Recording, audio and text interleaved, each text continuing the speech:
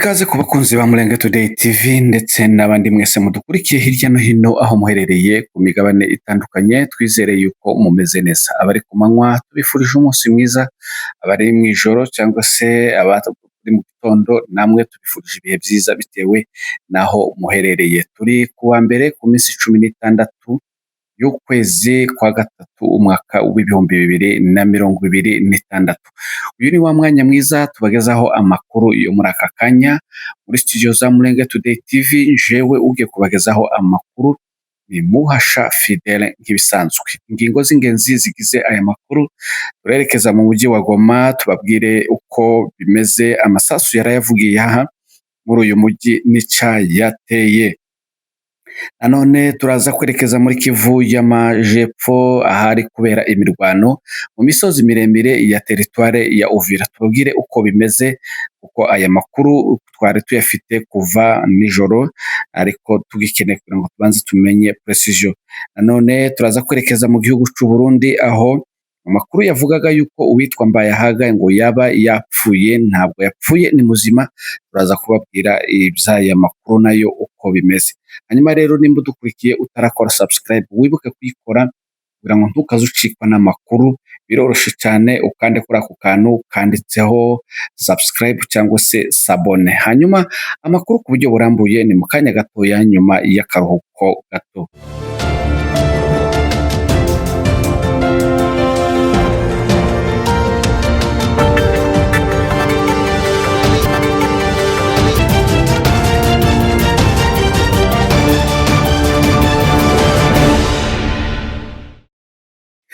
Munyemerere nongere mbahe kaze muri uyu mwanya w'aya makuru, tuyahere mu mujyi wa Goma nkuko twabibonye cyangwa se amakuru agera kuri Murenge Today TV. Mu ijoro ryakeye mu mujyi wa Goma muri quartier Keshero, kubazi muri uyu mujyi, ndetse na quartier Mugunga ahazwi nka CCLK. Ahangaha ni mu mujyi wa Goma ahagana mu masaha ya 0h cyangwa se saa sita z'ijoro. Ijoro ryakeye abaturage bo muri aya makartie cyangwa se bo muri uyu mujyi muri utu duce batanze amakuru bahuruza yuko hari amabandi bari kubona muri ibi bice. Aya mabandi akaba ari Mayimayi ndetse na FDLR nkuko amakuru bivuga. Aba ba Mayimayi bari bavuye muri parike cyangwa se mu ishamba rya Virunga biri muri kariya gace, dore ko batazi mu mujyi wa Goma bashobora kumanuka baturutse ahitwa za Majengo, Buhene ndetse na Turunga bakinjira mu mujyi wa Goma, bagahita bahinguka hirya banyuze Mugunga, hanyuma bagahita binjira bagakata hepfo mu muhanda wo hepfo bakinjira mu mujyi wa Goma ahangaha muri quartier Keshero, bagakora ibyo bashaka kubera kuko ahangaha niko hateye kubazi mu mujyi wa Goma. Aba ba Mayimayi na FDLR kubera inzara iri kubitira muri iriya shamba no muri iriya parike, ngo bari gushaka cyangwa se baza baje gushaka ibiryo, bagashaka kunyaga iby'abaturage. Hanyuma rero igihe abaturage batanze amakuru bamaze guhuruza, aba ba Mayimayi na FDLR nabo babonye ko aya mabandi yamaze kugera muri uyu mujyi, abaturage batanze amakuru, hanyuma aya mabandi yahise atangira kurasa mu rwego rwo kwihinzira kugira ngo bashake uko baza gusubirayo bahunga, dore ko bari bataragera kuri objectif zabo. Nanone kubera kuko inzego z'umutekano ziba ziri maso, zahise zihutira gutabara aba bagwanyi cyangwa se aba ba Mayimayi na FDLR. Ntibyabahiriye cyangwa se ntago babashe kubogira amahirwe yo gusubirayo. Inzego z'umutekano zabagose, dore ko ziba ziri maso mu bice byose. Ubwo zamaze kubagota amaze zihera ko zirabacakira aba ba Mayimayi n'aba FDLR, bakaba bose bari bitwaje intwaro, ndetse aho amakuru avuga nk'uko mwabibonye ku mavideo, bari bambaye imyenda y'akazi cyangwa se amajire y'ama association, dore ko abamotari mu mujyi wa Goma baba bafite ama association. Abangaba bafashwe bari bambaye imyenda ya association yitwa CCTM akarongo NK cyangwa se Nord Kivu.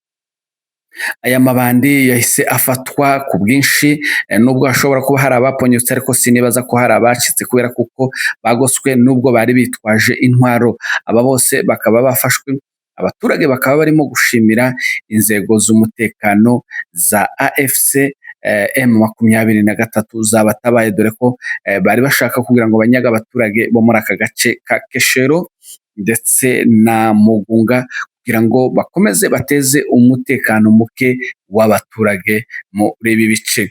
Aya masasu rero mwumvise ntabwo yari ay'intambara ariko kandi nta nubwo yari ay'ubuhoro, ni aya mabandi yashakaga guteza umutekano muke bashaka kunyaga, ariko bibwiraga yuko ngo amazi ari yayandi bashobora guca muri humye abashinzwe umutekano, polisi ndetse n'izindi nzego zishinzwe umutekano hano mu mujyi wa Goma, ariko basanga ziri maso. Kandi dushimira n'abaturage bamaze kugira mentalite cyangwa se bamaze kugira imyumvire yo gufatanya n'inzego z'umutekano, dore ko n'ubundi iyo bibaye ari bo bigiraho ingaruka. Ubu ngubu rero muri quartier Keshero na quartier Mugunga umujyi uratuje kandi umeze neza. Andi makuru akomeza guhihiswa n'abadashaka amahoro bavuga yuko hari abantu bagenda bagira ibibazo mu mujyi wa Goma mu buryo butemewe, aya ngaya nayo ni ibinyoma. Turaza kuyakurikirana uko bimeze, turaza kubabwira uko byifashe. Munyemerere tuve muri aka gace ko mu ntara ya Kivu y'Amajyaruguru twerekeze muri Kivu y'Amajyepfo, nyuma yo kongera kwiyegeranya cyangwa se kwireorganize ingabo zirwana ku ruhande rwa leta ya Kinshasa mu misozi miremire ya Uvira cyangwa se au plateau d'Uvira. Ingabo zirwana ku ruhande rwa leta ya Kinshasa zongeye kugaba ibitero nyuma yo gutsindwa aho bari bakubiswe mu minsi ishize, hari nanone ku wa mbere w'icumweru gishize karere k'Indondo, ahangaha ni za Mitamba, ubwo bakubitwaga na Twirwaneho ndetse n'intare za Sarambwe. Ubu ngubu rero kuva ejo ku mugoroba amakuru yagumye gusirikira cyangwa se gucicikana ku mbuga nkoranyambaga yuko aba bagizi ba nabi bashaka kongera kugaba ibitero muri biriya bice.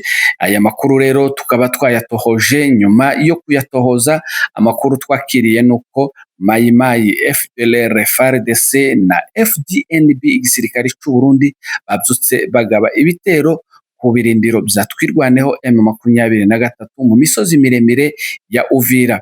Ahangaha imirwano ikaba iri kubera kubazi muri kariya gace hafi no mu Rushimisha niho imirwano iri kubera, ariko kandi kugeza ubu ngubu imirwano iracarimo, kandi amakuru turi guhabwa yizewe kandi y'ukuri nuko umwanzi arimo gukubitwa, kandi ingabo za Twirwaneho zihagaze neza, zifite morale nyinshi cyane, ziri gukoma akaruru zirukana uyu mwanzi, aho twizeye neza ko ari buze gukubitwa nk'uko yakubiswe mu minsi ishize n'ubundi ubwo yagabaga ibitero muri kariya gace n'ubundi k'Indondo. Umugambi wabo ngo barashaka kwica abaturage bari mu karere ka Muramvya ndetse n'ahandi hose begeranye muri kariya karere ka Bijombo, ariko kandi ntabwo bizabahira. Ntabwo wabyukana umugambi mubi wo kwica abantu Imana yaremye ngo hanyuma uzawugereho. Turabwira igisirikare cy'u Burundi na FDLR ngo basubire iwabo, baje kurwanira iwabo. Nimba bumva bafite imbaraga zo kurwana muri Kongo, siho kurwanira. Ntabwo abanyamurenge ari bo bagomba gukoreraho imyitozo nimba hari ibyo bashaka, cyangwa se gukomeza gukorera jenoside. Bagende basubire iwabo mu Burundi, basubire n'iwabo mu Rwanda, baje kubana na bene wabo b'Abanyarwanda. Hanyuma turizera yuko bari buze gukubitwa, kandi n'ubundi bari gukubitwa nk'uko amakuru ava ku murongo w'urugamba akomeje kuvuga.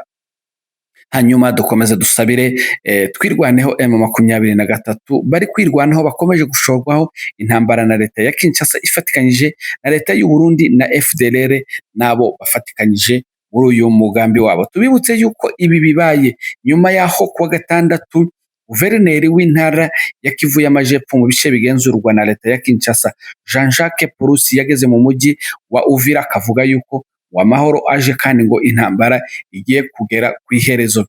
Ariko mu gihe aje nk'uko twababwiye, iyo ahageze nibwo intambara ikomera, ibintu bikaba bibi. Bivuga yuko ibyo abavuga biba binyuranye n'ibyo bakora. Hanyuma rero turabizi yuko amadobo n'intare bari maso kandi biteguye guhasha uyu mwanzi wa mahoro. Turakomeza tubakurikiranire iby'iyi nkuru yo muri aka gace ko ku Ndondo, tubabwire uko bimeze, ntimuje kure ya Murenge Today TV.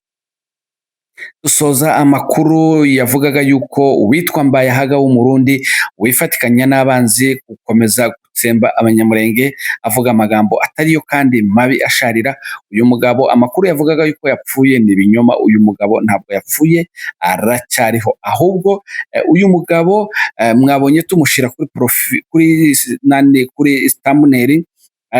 Icyatumye tumushyiraho ni uko uyu mugabo afitanye inama n'abanzi b'Abanyamurenge, cyangwa se abahora bacura imigambi mibi bifatikanya na FDLR, Mayimayi n'abandi, kugira ngo bakomeze bateze umutekano muke kandi bice Abanyamurenge muri jenoside imaze imyaka yaje kugera 9 ikorwa. Uko twabibabwiye, uyu munsi turacyarimo dukurikirana, ariko amakuru dufite nuko bafite inama hariya mu gihugu cy'u Burundi ari benshi cyane. Harimo abantu batandukanye nk'uko twagiye tubabwira, bamwe mwabonye kuri iriya foto, n'abandi bari hariya turaza kubabwira amazina yabo. Twamaze kumenya neza ko bari mu Burundi, bamaze iminsi igera muri ngahe, bafite inama ikomeye rukokoma. Tukirimo dushakisha amakuru yimbitse, ariko kandi nabo nubwo bafite inama hariya, barimo ibice bibiri. Iri ni itsinda rimwe mu matsinda amwe twababwiye mu minsi yashize, kuko bari abantu b'abanzi b'ubwoko bagiye bigabanyamo ibice bibiri. Hari uruhande rumwe ruri kumwe n'uwitwa Munigantama Sebatware, hakabaho n'urundi ruhande ruri kumwe n'uwitwa Nyamusaraba. Aba rero bari hariya n'abari mu gikundi kimwe n'uwitwa Nyamusaraba, ariko kandi nabo bakaba batari kumwe n'uwitwa General Pacifique Masunzu. Aba bose ariko bakaba ari abanzi b'ubwoko. Aba rero bakaba bafite inama hariya mu gihugu cy'u Burundi, inama rukokoma. Turi buze kubabwira ibyaje kuvamo, kuko turimo kubikurikirana bya hafi. Imbone zacu ziri hariya zirimo kudukurikiranira aya makuru kugira ngo tubabwire icyabazanye, ariko kandi si ibanga. Icyabazanye ni umugambi mubi, dore ko iyo baje baba baje kubera kuko haba hamaze kuba defete, batsinzwe, bakaza kugira ngo bongere bakore, bongere biyorganize, bongere begeranye FDLR. Dore ko n'ubundi uwitwa Munigantama Sebatware asa n'uwo bari gushaka gukura kwibere, bashaka kugira ngo basubizeho uwitwa Nyamusaraba, hanyuma ariwe bakomeza gukorana. Ngayo nguko uko bimeze, turakomeza tubibakurikiranira. Nimuje kure ya Murenge Today TV kugira ngo mukomeze mumenye amakuru y'akarere, kandi dukomeza guhereza abaturage bari mu karere ka Bijombo pole ku bitero bakomeje kugabwaho, ariko kandi turizera intsinzi y'uko ihari, ibintu bigenda neza. Mukomeze mugire ibihe byiza n'amahoro ya Nyagasani. Twongere mu kandi kanya uyandi makuru. Mwari kumwe na Muhasha Fidele, mugire ibihe byiza n'umunsi mwiza.